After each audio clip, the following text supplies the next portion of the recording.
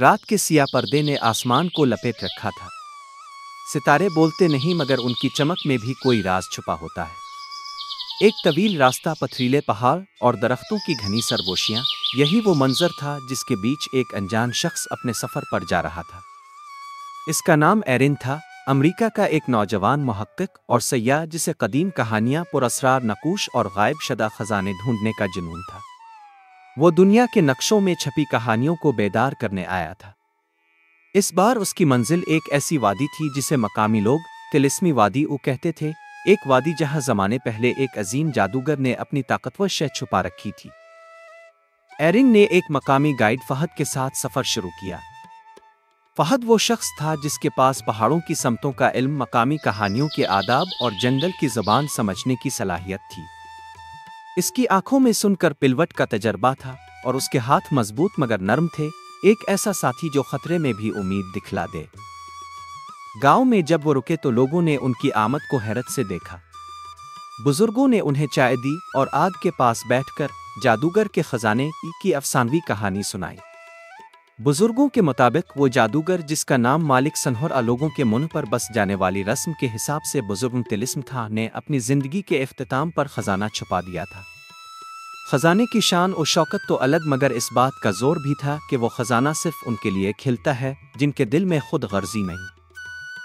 بزرگ نے چہرے پر ہلکی مسکراہٹ کے ساتھ کہا، خزانہ جس کے بھی ہاتھ لگے گا وہ دولت ہی نہیں پائے گا، اسے علم، ذمہ داری اور ایک ایسی طاقت ملے گی جو دنیا بدل سکتی ہے، مگر شرط یہ ہے کہ جو خزانہ لے کر باہر آئے گا وہ اپنے دل کی آزمائش میں کامیاب ہوا ہو۔ ایرن کی آنکھوں میں روشنی سی دوڑ گئی، اس کا دل تجسس اور جستجو سے بھر گیا۔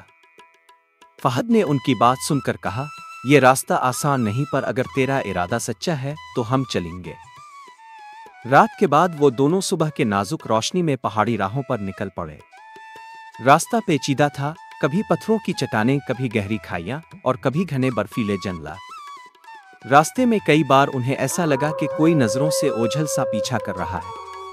کبھی درختوں کے پتے ایسے ہلتے کہ انسانی ہنسنے کی طرح آوازیں نکلتی، اور کبھی ہوا میں خوشبو ایسی تھی جیسے کسی نے دور کے محل کی خوشبو یہاں چھوڑ دی ہو۔ چند دنوں کی مسافت کے بعد ان کے سامنے ایک پراسرار نقشہ نمودار ہوا، ایک پتھرا جو کسی قدیم نقشہ کا ٹکڑا تھا۔ نقشے پر چند شبیہات کھنچی ہوئی تھی، ایک چمکتی ہوئی چشمہ، ایک شکستہ ستون اور درمیان میں ایک نشان جس کے گرد ستاروں کی صورت بنی تھی۔ نقشہ بتا رہا تھا کہ خزانے کا مقام ایک ایسے مقام پر ہے جہاں آسمان اور زمین کے درمیان ایک دروازہ کھلتا ہے، مگر یہ دروازہ صرف آزمودہ دل والوں کے لیے کھلتا تھا۔ جیسے جیسے وہ وادی میں داخل ہوئے، ماحول بدلنے لگا۔ ہوا میں ایک ماٹہی سی سکون محسوس ہونے لگا اور زمین کے اندر سے ہلکی روشنی چھن کر آتی۔ فہد نے کہا، یہاں کا جادو سوچا جاتا ہے، کچھ چیزیں ہماری سمجھ سے باہر ہیں۔ ایک دن جب وہ ایک ویران گھاٹی کے کنارے بیٹھے تھے، ایک بوڑھی عورت ان کے پاس آئی۔ اس کی آنکھیں دھیمی مگر زور تھیں اور اس کے ہاتھ میں ایک چھوٹی مٹی کی گھڑی تھی۔ وہ کہنے لگی، میں تمہارے آنے کا پیچھا کرتی رہی ہوں، تم دونوں کو یہ دیتی ہوں، ایک چھوٹی گھڑی جس میں وقت نہیں بلکہ یادیں بند ہوتی ہے۔ جب کبھی راستہ بھٹکے تو گھڑی کو کھولو اور یادوں کا رشتہ تمہیں راستہ دکھا دے گا۔ ایرن نے شکر ادا کیا، مگر فہد نے پوچھا، یہ عورت کون ہے؟ ہم نے اسے پہلے دیکھا نہیں۔ بوڑھی نے مسکرا کر کہا، میں اس وادی کی محافظ ہوں، لیکن تمہارا فیصلہ تم خود بناؤ گے۔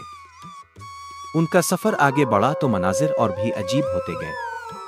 اچانک انہیں ایک ایسی غار ملی جس کے اندر اندھیریاں زندہ محسوس ہوئیں، سائے سر اٹھا کر ایک دوسری طرح سے حرکت کرنے لگے۔ کتابوں میں لکھا تھا کہ اندھیروں کی غار وہ جگہ ہے جہاں انسان کا سب سے بڑا خوف سامنے آتا ہے۔ ایرن کے دل نے زور سے دھڑکا، مگر اس نے اپنے اندر کی ہمت کو جگایا۔ فہد نے مشل پکڑی اور قدم با قدم آگے بڑھے۔ وہیں اندھیروں نے شکلیں بدلیں، والدین کی یادیں، ماضی کی غلطیاں اور وہ لمحات جو دل میں چھپے ہوتے ہیں۔ ایرن نے ایک لمحے کو اپنے اندر کی سب سے بڑی ہچکچاہٹ کو دیکھا، اپنے اندر کا وہ خوف جو کہتا تھا، کیا تم واقعی اسے تلاش کر سکتے ہو؟ کیا تم اس قدر دوسروں کی بھلائی کے لیے تیار ہو؟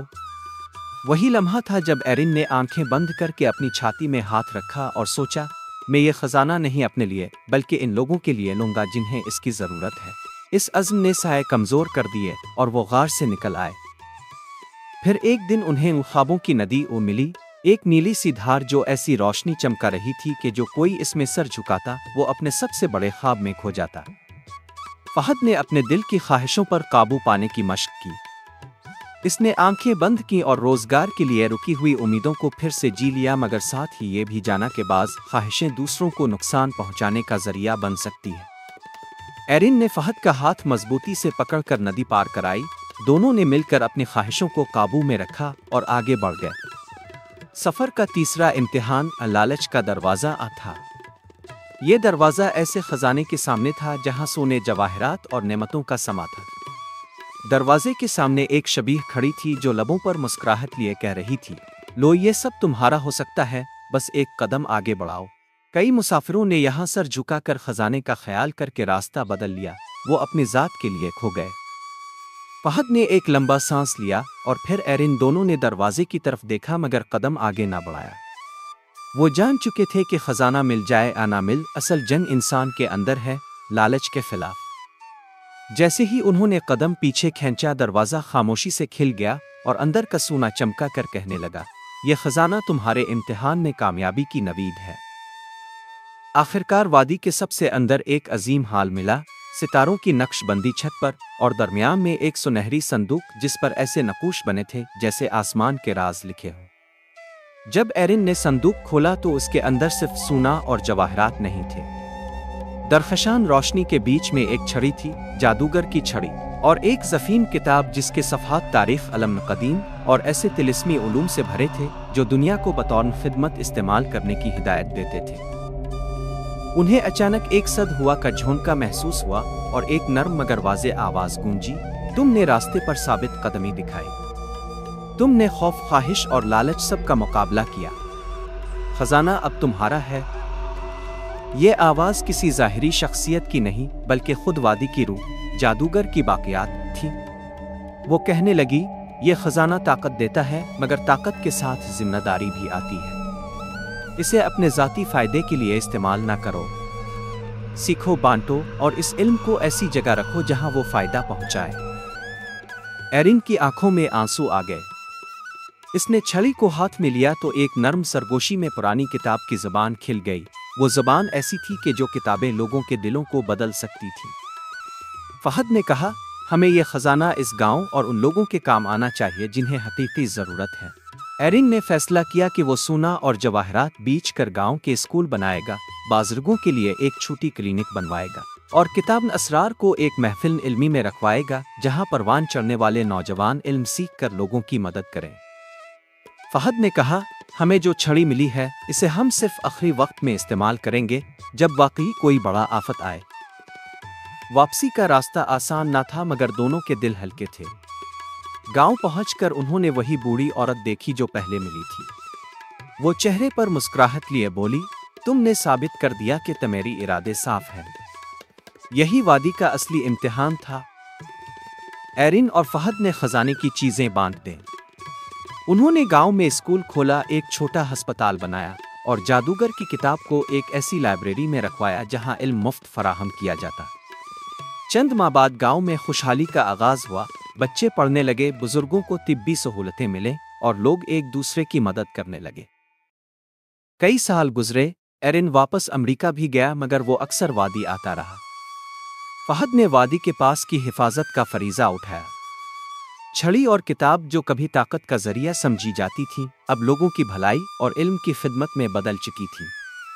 لوگوں نے جان لیا کہ اصل خزانہ دولت نہیں بلکہ وہ سبق ہے جو انسان کو بہتر بناتے ہیں، ہمت، دوستی، قربانی اور علم کی علمت۔